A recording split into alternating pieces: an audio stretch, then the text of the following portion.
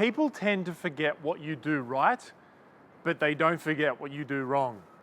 Whenever you're presenting, if you make some big mistakes that I'm about to share with you right now, they will remember you for all the wrong reasons.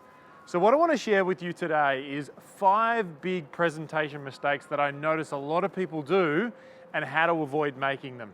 Let's have a conversation about these.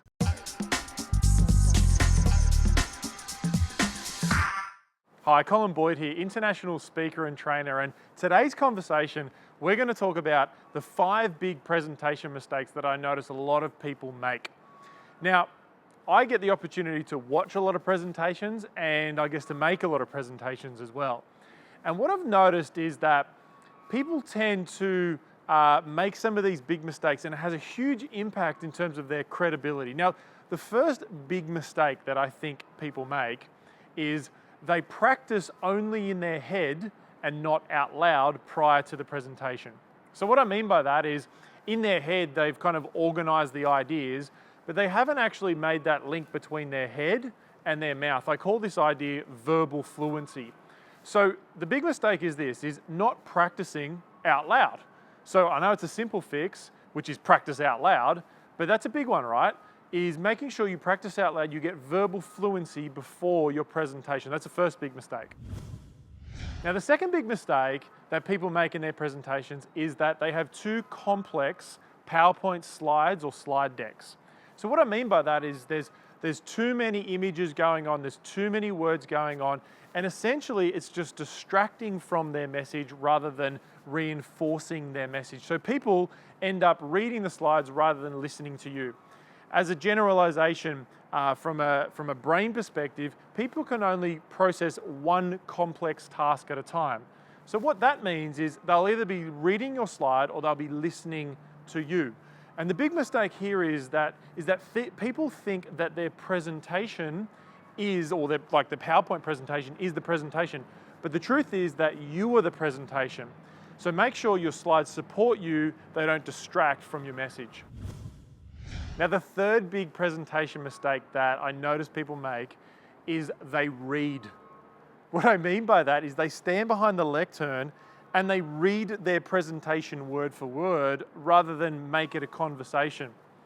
And what that does is it significantly disconnects the audience from the speaker.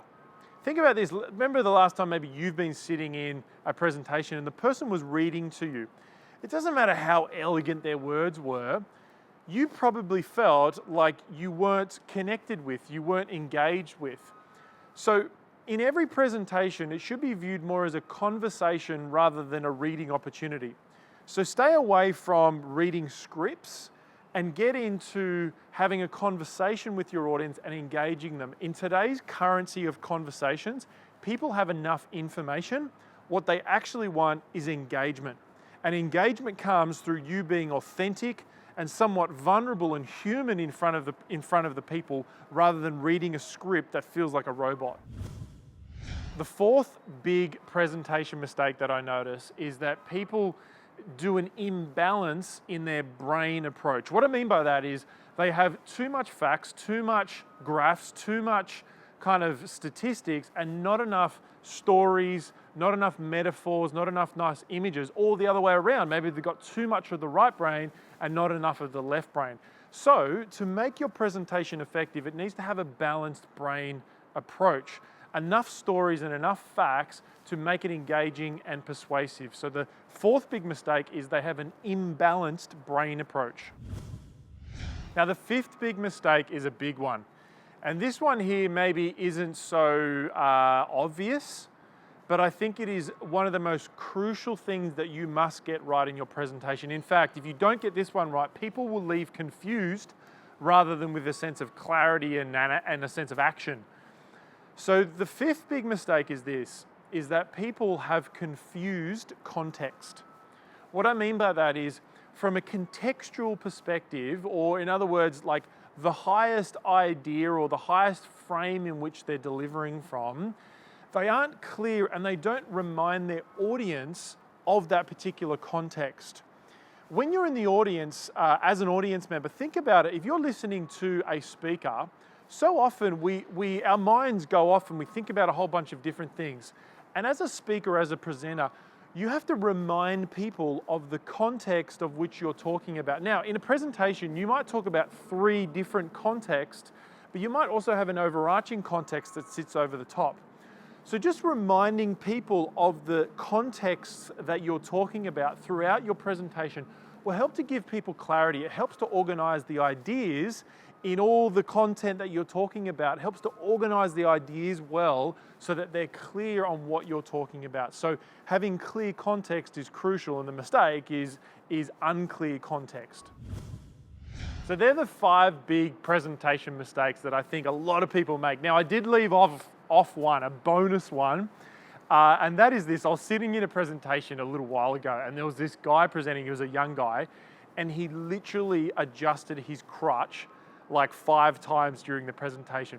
So the bonus, or the 6th, or the bonus one is, don't adjust your crutch.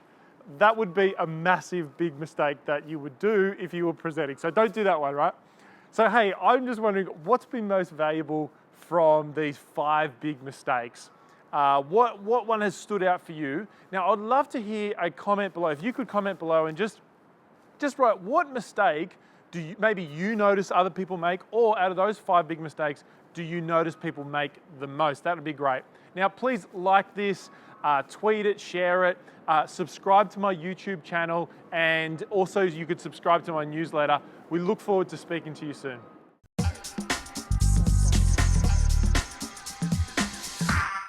Now, the 3rd big presentation